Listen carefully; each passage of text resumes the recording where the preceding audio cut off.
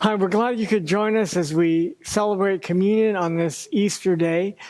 And part of it reminds us of not only what Christ has done for us, but the difference it makes in our lives as well. So as we celebrate this communion, we continue sheltering in place.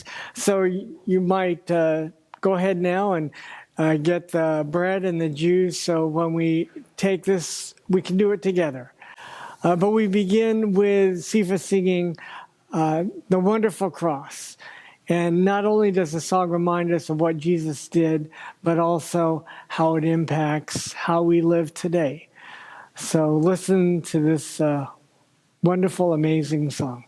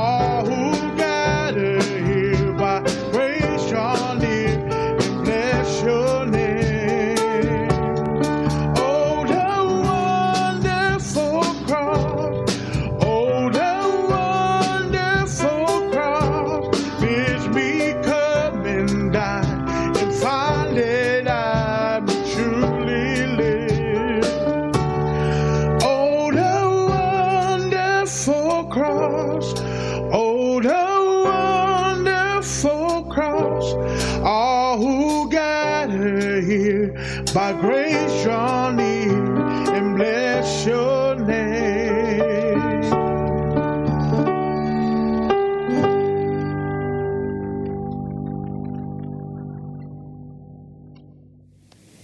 So as we hear the songs being played, the words, when I survey the wondrous cross on which the Prince of Glory died, my richest gain I count but loss and pour contempt on all my pride. Oh, the wonderful cross bid me come and die that I might truly live. So the words reflect what Jesus did for us and dying on the cross, and that in his death we find forgiveness, we find cleansing, we find the brokenness that we have, and God takes it away because of Jesus. And so he invites us to this communion meal. But it's not just something that happened in the past, and it's not just our forgiveness. I like the words, the cross bids me to come and die that I might truly live. That the way of the cross, the way of Christ, is not what we expect. And we hear Jesus saying this: if any of you wants to be my follower, you must give up your own way, take up your cross, and follow me. If you try to hang on to your life, you will lose it. But if you give up your life for my sake, you will save it. And what do you benefit if you gain the whole world but lose your soul? So again, Jesus reminds us that it's not trying to hang on to our life and the values of this world, but as we follow in servanthood, as we give ourselves to Jesus and to others, we actually save our lives. We find our lives. We find who we really are and who we're meant to be. So as we celebrate this communion time, we are reminded that we're invited to this life by one who loves us, that Jesus is a good shepherd. He said, I lay down my life for the sheep. And he does this to give us a rich and a satisfying life. So he sacrifices and asks us to sacrifice that new life might come. So that's what we celebrate this communion on this Easter day. So we hear these words from the Apostle Paul, that Jesus, on the night he was betrayed, he's with his disciples. And at the Passover meal, he took the bread and he broke it. And he said, this is my body given for you. Do this in remembrance of me. So we take the bread as a reminder of Christ's sacrifice for us.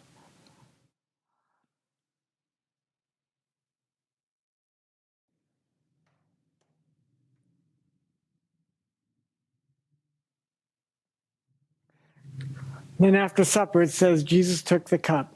He said, this cup is a new covenant, the new agreement I make with you, my blood shed for the forgiveness of sins. So as we drink of the cup, we remember that our sins have been forgiven because of Christ, and we have new life in him. So we take the cup also with remembrance and thanksgiving.